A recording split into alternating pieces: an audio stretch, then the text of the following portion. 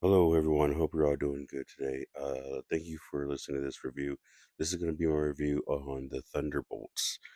So honestly, I think it's like I said, just with Captain America, I think there is just a bias towards or a momentum toward just hating Marvel movies as a whole or just after Endgame, I guess, because it seems like a lot of people are just saying that every Marvel movie is terrible, every Marvel movie sucks. Then you ask them, go to the reviews, or you ask them what sucks about it. And most of the time, they're like, "Well, Marvel." And it's like, okay, so you're gonna compare this one movie to like 30 other movies that were just produced. Like you can't do that. Like, what about the movie itself? Um, I remember. So I actually saw this movie very soon after I watched this movie called Sinners, and but with Michael B. Jordan in it. He and the director of the Black Panther. So when I saw the formula for Sinners, I watched it and I was like, oh man, I know people are going to be complaining about this movie because of this, this, and this, and they did this formula and how they made this movie. And then when I saw the Thunderbolts, I noticed about halfway through the movie that the formula that was used in Sinners was the same formula used in Thunderbolts. And I was like, well, I think a lot of people are going to complain about Sinners because of this, and this issue, but they didn't. And then when I watched Thunderbolts, all the issues I thought people would have about Sinners are the issues that people had about Thunderbolts. But both movies had the exact same formula to it. Um, Maybe people just didn't know, or maybe it's just they expect different things from different genres or something. I don't know, but that's why I said I think there's like a bias. So when I watched this movie, I loved it. When I watched the Thunderbolts, I wasn't sure how to feel about it. If I had to give it a rating, I would give it a 7 out of 10. Um, I guess I can't really think of too many reasons why. Um, you know, uh, to deduct points off, but it was just a 7. I really did enjoy it. I honestly thought it was one of the best Marvel movies that were ever made. I know a lot of people say, "Oh, everything pre-Endgame," but looking at the history of the Marvel movies, a lot of the Marvel movies actually failed or were considered the worst in the franchise, the worst in the series. Even with Captain America, even with Iron Man 2, even with the Hulk, even with Thor, like a lot of the early movies were considered not that good. Ant-Man, there was a few good movies that really got, good reviews and stuff, but everyone seems to have forgotten that not all the old movies were that good at the time when they came out. So when I watched Thunderbolts, I was like, oh man, this is one of the best Marvel movies ever. Like I really do I appreciate what Marvel's doing. I really do appreciate the new direction that they're going in a lot of these movies, and I get a lot of people don't quite understand. I don't think it's really the direction. Like maybe the direction is the issue. Maybe I guess I can see that. But what I really do love about these newer Marvel movies is the fact that there is a lot of creative. I don't want to say creative control because that's too strong of a word, but it's different.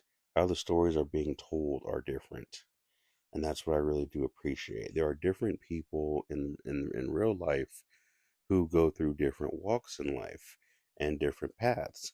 And Marvel has always been about taking different characters who walk down different paths in life and really giving them a movie that is relatable to people who may be going down the same path as these Marvel characters are going down.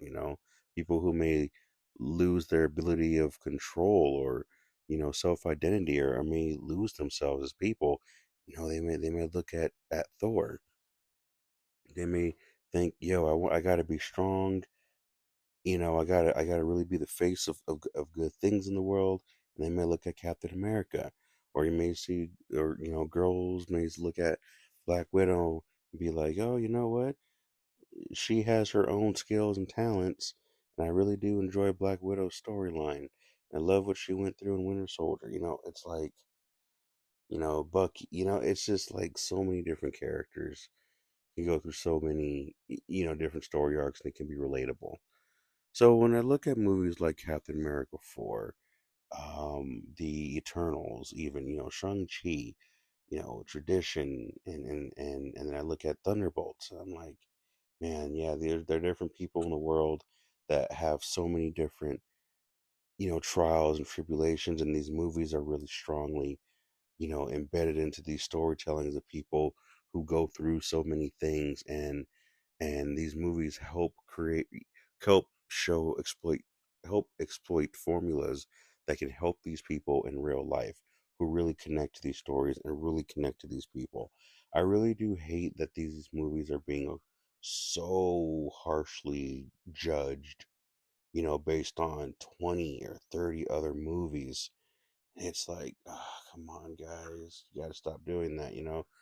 Predator was a DC movie, but we don't like look at Predator and look at Man of Steel and like compare the qualities of these movies. You know what I mean? Like, you know. So it's like, man, sometimes you have to just appreciate a movie for what it has to offer, for what it is telling us. Let's like be grateful to just be alive in a time where we can see a live action anything of something. I mean, sorry, it's not going to be perfect, but I look at certain movies and I'm like, you know what? I'm grateful that I'm able to see these. I'm grateful to be able to be alive to watch these. I'm grateful for having 4 seasons of my favorite show. I'm grateful for having 10 seasons of my favorite show, even though the first 3 seasons were the only good ones. I just think that as audience members, we just forget how to be audience members. We forget to look at the art that's put out in front of us and say, and just take it in for what it is, and to really say, oh, this is a big magical world. This is a world, that is so big outside of ourselves, but at the same time speaks to something deeper inside of us that doesn't have a voice. That's what makes art so amazing, is that it really does show things that we go through inside but can't properly express or give a voice to. And I think we just forgot how to just enjoy art for what it is. Like, and it's sad. I really do hope that one day it can change. People will learn to appreciate these movies. People will learn to appreciate what is presented to us. I don't know. There is such a huge defense. People are like, "Oh no, this is stupid," or "This is woke," or "This is part of an agenda." This is this and this and that, and it's a little bit weird. It's a little bit scary because people seem to be understanding deeper messages and meanings in movies now, and especially in the Marvel movies. And people are seeing things for what they really are, and they hate it right away. And that is scary because, one of the biggest things that, a lot of people say in the world is, if we're going to have world peace, what we need to have is empathy for each other. And as long as we have empathy, we can understand each other's paths and understand what each other goes through, and then we'll be all right and we can work toward having peace. But it seems like people are really having empathetic relationships with movies, and they're just like, oh, that's stupid. It's like that's always been there the last 50 years. And no, and you guys are like, now people are starting to see the deeper things now. And I say all of that because I saw a lot of comments of people who saw the message in Thunderbolts and hated it. Once they saw what the message was, it just fueled more anger and hate toward this movie in a lot of the reviews that I saw. It shocked me. It actually shocked me to see that. It's like, You can't, no matter how much good you put out there in the world, if people understand the good, then they want to create more hate towards it. And I've noticed that a lot in media lately. And it really has been very discouraging, in so many ways. But so yeah, these are, I'm talking about my experience first watching the movie, then I'll get more into the review in a little bit. A few more minutes. I'm not going to be that long with this. Also with my experience, I had a personal relationship with this movie, a personal relationship with I guess the villain, with I guess Bob, the character Bob. Sorry.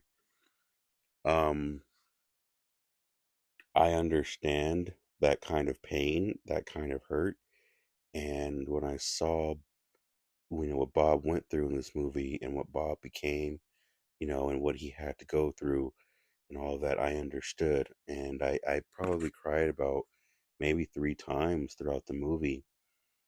I really did. And the struggle between the parent and the daughter, I understood that and it hit me. And it was just like, wow, this movie had a lot to teach about parenting, about just listening to your children, about the amazingness that a parent, the amazing things that a parent can offer their child, and that their child can offer their parent, and what their parent can see in their child. This movie was very deep into that, and just to reconnect things like that. It was really deep. There was a lot of emotions. There was a lot of depth. There wasn't a bunch of CGI. A lot of people complain about that. It wasn't all about the multiverse. People complained about that. That wasn't in there. It was very simple story. That's what people wanted. All of that was in there. Yet people still hated it. It didn't try to be something that it wasn't. People, for some reason, still hated that, the simplicity of it. Everything that people say that they have a problem with Marvel, this recent Marvel movies, this movie took it out.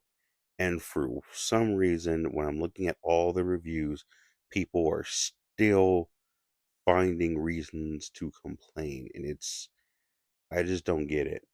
But I thought this movie was amazing. I cried 3 times. It was great. The beginning of the movie, the first half was a little slow, but it was okay. It was okay. It's a story that has something different to offer, and that was okay to go through the journey. That was fine. You just gotta take in a story for what it has to offer. But I guess I can understand how some people can, be like, I don't like the pacing or whatever. I really felt like this movie did save Marvel. I really do feel that way. Some people didn't say that it didn't. A lot of people say that it sucked. I actually had to try and unsubscribe completely to certain movie reviewers. I'm just done with movie reviewers altogether. I'm just sick of all the negativity. You have an audience, you can help an audience see the better in movies. Like when I see these movie reviewers for Marvel movies, they will review a Marvel movie and they'll say all these negative things, and all the people in the comments will say all these negative things. But I guarantee if that person who has these thousands of followers, if they saw something good in the Marvel movies and then talked about it in the review, I'm pretty sure a lot of those people will be like, "Oh yeah, I look up to that person, and I really look up to their reviews, and I guess they have some insight to the movie. I appreciate their opinion." It's like when you are in a position of leadership and power, sometimes self-expression is not the responsible thing to do, and I see that a lot on YouTube, and a lot with movie reviewers now. And I'm just hoping that something can happen to really show people the good side, the good things about these Marvel movies. I'm just saying, I think there's just a bias towards hating these movies now. Um, I guess the last thing I can say, um, the deeper message of this movie, there was a message about mental health. Like I said, I understood Bob, I understand Sentry, I understand that whole journey. Um, And it was really about, having that void inside, feeling alone, feeling empty, feeling like there's something inside that's missing, feeling that void inside. And it's like, I don't know what this is, but something's wrong. Something doesn't feel right. And it's like a darkness, it's a shadow that just lives inside. And sometimes we just have to go out there and live life and figure it out. And, once we start to figure it out, once we start going through those shadows, yeah, the shadows will consume us sometimes. But, sometimes we have to be willing to walk through that darkness to figure out what it is and to figure out how to get out of it and to figure out how to find some kind of light. You can't just shove it down. More you shove it down, the stronger it gets, and the worse off you feel, worse off your life is gonna, produce or manifest. You just gotta let it out. Just gotta express yourself, and hopefully that is better until things eventually will start to get better for you. You know what I mean? Yeah. So Century was very alone. He didn't know how to trust anybody. He just felt used, and he had some people who were like, "We care about you. We're reaching our hand out to you. You're not alone. We got you." Um, so yeah, a lot of people had problems with it. Anyway, it was a beautiful message. It was very good. It was amazing. Very emotional. There are people like me, people out there that are so alone inside and feel like we don't have anybody. And the thing is, when you want to bond with somebody, when you want to create strong relationships, it does come from darkness. And that is another message, strong message about this movie, is you can meet somebody and you and this person can be happy and, oh, this person's nice. This person has this in common with me. This person's cool. They're good. But, as long as everything's good between you guys, then everything's good.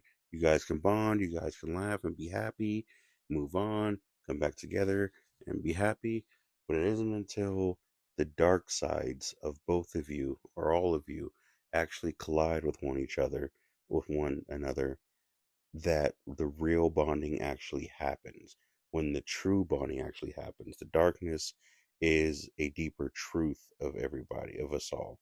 And so once the darkness starts to come out and people start interacting with their own darkness and each other's darknesses, and we really start getting to the root of who we are, who each other is, and then we go through these shadows together, then that's when the more powerful bonds actually start to happen.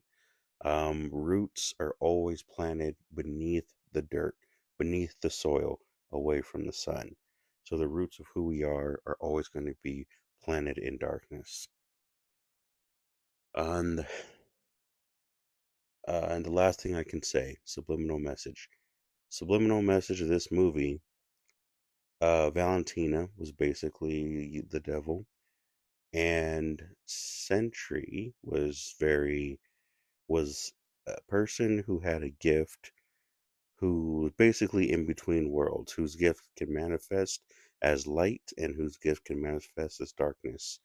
And depending on who the person was, the gift manifested differently. But at the end of the day, Sentry is both. He's capable of both sides. But he chose, he chose one side over the other, But but yeah, Valentina basically was that devil who said, "Yo, you have a gift, you have an ability, you have a power. What I'm going to do is I'm going to tell you how to use this power or how to manifest this power. And as I show you how to use it, he slowly tries to mold you into going toward the dark side of your ability or your gift." Um, that is a deeper subliminal spiritual message, is that um, a lot of times when you are gifted, there's a shadow side to your gift. And if you do not learn how to control it, it will control you. And if it controls you, then you will be a victim to your own power. But also, people around you can be hurt by this uncontrolled power as well. Um, and okay, and this will be the last thing that I say. When Toward the end of the movie, you will see Bob, and he's punching the shadow, and you start to see that as he's punching the shadow angrily, his fist actually starts to become black. The more emotion, the more anger, the more rage, the more attention, and the more focus he put on his shadow, on that dark side, the more he actually became consumed by it. It wasn't until someone hugged him and said, "Hey, we love you. We got you. You're not alone. We got you." It wasn't until that feeling of love was there, of, companionship and things like that. It wasn't until that was provided that he was able to actually shed that darkness away from him, because it was consuming him. And the thing is, if you do come at your darkness with rage, with shadow, with anger, with force, then you're just more affirming that this monster is within. You're just affirming the power that this monster has over you. You're affirming its existence the more you focus on it. And as that happens, it will just consume you more and more. That is all I'm going to say about this movie. 7 out of 10. Great movie. Thank you for listening to this. And yeah, it was an amazing movie. Have a great night.